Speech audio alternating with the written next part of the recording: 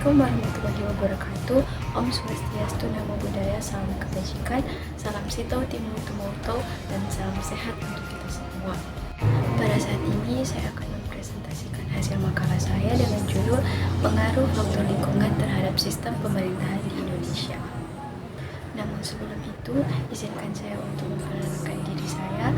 Saya Esra Manungko dengan NIM 210811030074. Dalam mata kuliah ekologi pemerintahan terdapat 2 dosen pengampu, yaitu yang pertama Dr. Welly Waworundek SOS MSI dan yang kedua Dr. Donald Moninca SOS MSI.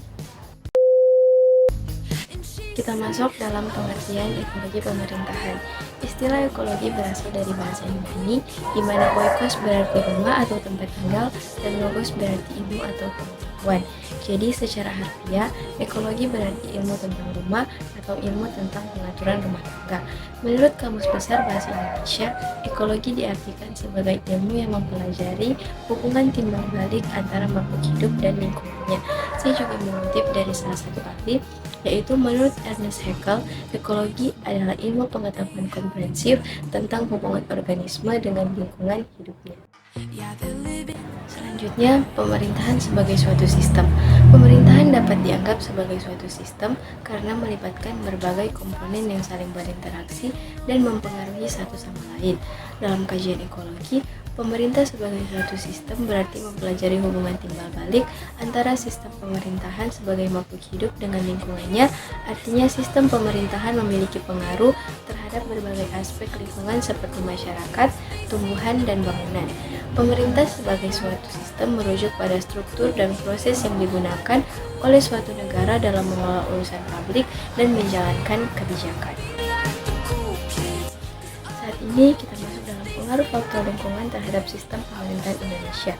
Faktor lingkungan mempunyai pengaruh yang signifikan terhadap sistem pemerintahan Indonesia. Beberapa faktor lingkungan yang mempengaruhi penyelenggaraan pemerintahan nasional meliputi faktor politik, ekologi, geografis, ekonomi, dan keamanan. Misalnya, instabilitas politik memiliki pengaruh yang kuat terhadap stabilitas sistem pemerintahan Indonesia. Selain itu, faktor ekologi juga memegang peran penting dalam pengaruh ekologi lingkungan terhadap pemerintahan, seperti kerusakan pada tingkat planet yang dapat mempengaruhi kebijakan dan program pembangunan.